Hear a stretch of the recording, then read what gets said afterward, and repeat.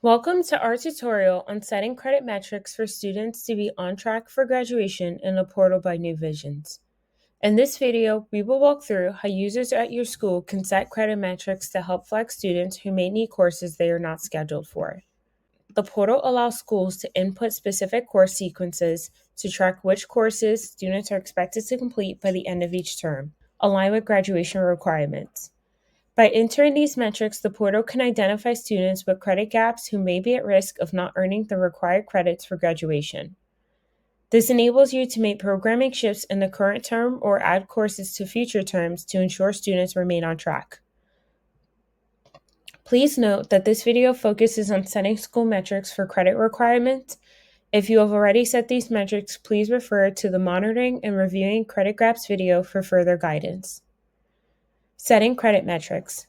To set your school's credit metrics, click Credits from the left side navigation. We'll select Setup. In the table, define the number of credits most students are expected to earn by the end of each term in high school. The first row in the table represents the total number of credits a student should have earned, including electives. In the subsequent rows, you'll enter the credit requirements needed for graduation. For example, if your freshman students are expected to earn 5 one-credit courses in their first term, you would enter 5 in the total row under Term 1. Next, in the subject-specific rows, you'll enter 1 for each course, such as ELA, Math, Global History, PE, and Life Science. The total science row should represent the combined credits for both physical or life science.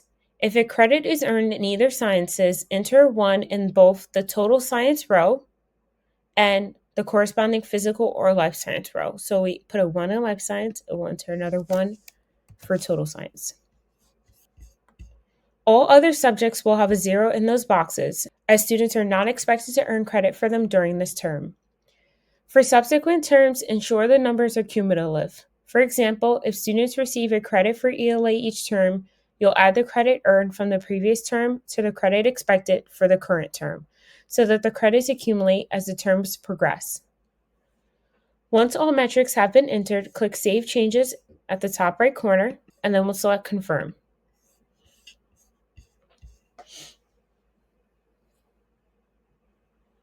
If you have recently changed your credit sequence or have offered different courses to different cohorts, there is the option above the table to select or deselect whether or not all cohorts follow the same sequence. The portal cross-references your school's credit requirements with each student's transcript or their current schedule to highlight students who are not enrolled in the necessary courses to be on track by the end of each term. We'll switch to the Monitor tab. For example, if your metric states that the student should earn 4 ELA credits by Term 4, the portal will flag students who may have earned less than 4 credits but are not scheduled for the rest. Students who may have failed first term but are not scheduled to remediate the credit, or students who were previously scheduled and are missing a credit. For further guidance on reviewing and addressing student performance against credit metrics, please watch our Review and Address Credit Gaps video, which is linked in the video description. Entering your school's credit metrics into the portal allows you to 1. Ensure that all students are enrolled in necessary courses and make any necessary adjustments to their schedules. 2. Track and assess students' progress towards meeting graduation requirements. For questions or help, use the Calendly link in the video's description. Stay connected by following us on social media for exclusive content, the latest news, and updates on student success. Thank you for watching this tutorial on setting credit metrics for students to be on track for graduation in the portal by New Visions.